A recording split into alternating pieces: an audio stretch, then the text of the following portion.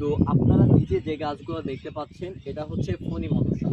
তো উপকূলীয় অঞ্চলে এই যে আপনারা দেখছেন পাশে হচ্ছে ঘের, আর আপনারা এদিকে দেখছেন এটা হচ্ছে আমাদের নদী। তো নদীর পাশে উপকূলীয় অঞ্চলে যে গাছগুলো হয়ে থাকে যেমন গোলপাতা, তারপর হচ্ছে কেওড়া, তো এইগুলা এই নদীর চারো সাইডে এই গাছগুলো রয়েছে। তো আজকে আমার সচক্ষে ফণী মনসা গাছ দেখার সৌভাগ্য হয়েছে। তো আপনারা আসুন আমার সাথে দেখুন ফণী মনসা গাছ কেমন দেখতে।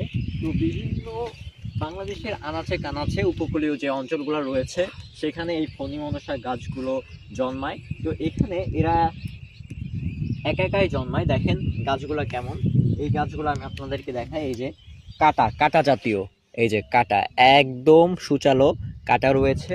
আর এখানে দেখেন কত বড় একটা ঝাঁক রয়েছে, মানে অনেক বড় জায়গা নিয়ে এই ফণী মনসা গাছটা হয়েছে। তো এইগুলা খুবই বিষাক্ত এর কাটা। আপনারা যারা এই গাছগুলা পর্যবেক্ষণ করতে আসবেন তারা অবশ্যই খুব সাবধানে এইগুলাকে পর্যবেক্ষণ করবেন। তো আজকের ভিডিও এই পর্যন্তই। পরবর্তীতে অন্য কোনো ইন্টারেস্টিং গাছ বা অন্য কোনো বিষয় নিয়ে আপনাদের সামনে হাজির হচ্ছি। ধন্যবাদ সবাইকে। আল্লাহ হাফেজ।